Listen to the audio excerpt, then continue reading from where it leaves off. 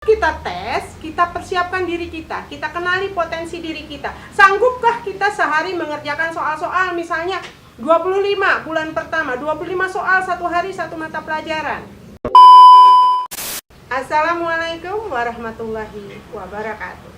Salam hebat. Ketemu lagi kita pada sesi kedua. Bagaimana kita masuk ke perguruan tinggi negeri melalui jalur tes atau lebih dikenal dengan SBMPTN. Nah, kalau kita masuk perguruan tinggi negeri melalui jalur SBMPTN, maka kita harus mengenali potensi diri kita. Kita boleh berjuang mulai dari 1 tahun terakhir saat kita naik ke kelas 12 misalnya. Saya udah terlambat nih, kelas 10 saya main-main, baru adaptasi. Kelas 11 saya bercanda, berorganisasi. Kelas 12 saya baru mempersiapkan diri saya untuk masuk perguruan tinggi negeri. Boleh, asal bersiap untuk tes. Nah, di saat kita tes, kita persiapkan diri kita kenali potensi diri kita. Sanggupkah kita sehari mengerjakan soal-soal misalnya 25 bulan pertama, 25 soal satu hari satu mata pelajaran. Kemudian meningkat 50. Sampai kita masuk ke 3 bulan pertama, kita ikut try out. Sudah di mana posisi kita? Setelah kita mengetahui potensi diri kita, baru kita tentukan kita akan ikut tes di kampus mana. Apakah kita masuk di kampus-kampus favorit atau di kampus-kampus yang memang bagus jurusannya, tapi peminatnya tidak terlalu banyak. Setelah itu, kita kepoin nih teman-teman sekolah kita, teman-teman sekitar kita mau ngambilnya di mana. Kalau semua sama ngambil sama, artinya kita akan berjuang di zona yang sulit. Kita pindah dong ke zona lain yang tidak dipilih oleh teman-teman kita, sehingga kita memiliki peluang lebih besar. Yang keempat, kita juga harus melihat kredibilitas kampus yang kita pilih. Kita juga lihat bagaimana kans kita memilih kampus tersebut. Apakah kampus tersebut memilih kita karena sekolah-sekolah yang ada di daerah kita itu memang jago matematika misalnya.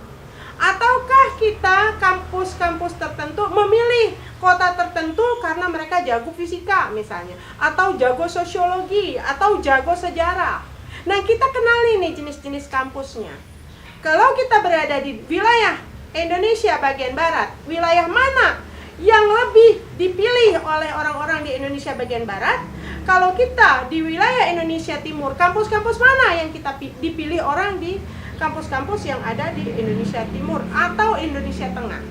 Saya kasih contoh. Kalau Anda tinggal di daerah Jawa Barat, Anda memilih kampus yang ada di Jawa Barat, maka prioritas Anda ada 60% di sana kesempatan. Akan tetapi, kalau Anda memilih di kampus yang ada di DKI Jakarta atau di lain, maka posisi Anda akan berbeda. Maka kenali di mana kita akan memilih kampus yang tempat kita tes. Setelah kita kenal, baru kita tentukan jurusan apa yang akan kita pilih, kampus mana akan kita tentukan. Yang kelima, pilih peluang yang lebih besar. Misalnya kamu memilih 2 kampus, 3 jurusan.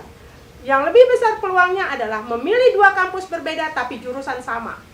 Maka peluang Anda lebih besar. Tapi kalau Anda memilih 2 kampus dengan jurusan yang berbeda, maka peluang Anda lebih kecil. Atau Anda memilih 2 jurusan di kampus yang sama, itu peluang juga lebih besar. Jadi kita kenali strategi trik bagaimana kita menentukan untuk masuk ke perguruan tinggi negeri melalui jalur tes. Nah, jalur tes ini ada 2. Ada jalur tes secara umum keseluruhan, ada yang melalui jalur tes mandiri. Ini diadakan oleh kampus-kampus tertentu. Nah, kalau yang diadakan oleh kampus-kampus tertentu, kita harus cekatan memilih, mendengar, melihat kapan kampus A melakukan ujian, kapan kampus B melakukan ujian, kapan kampus C melakukan ujian. Jangan sampai kita lengah.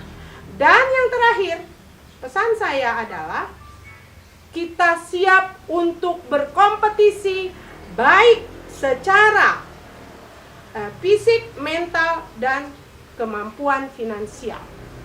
Sekian dari saya. Untuk pertemuan berikutnya kita akan adakan latihan atau tanya jawab bagaimana masuk perguruan tinggi berdasarkan kemampuan yang kita miliki.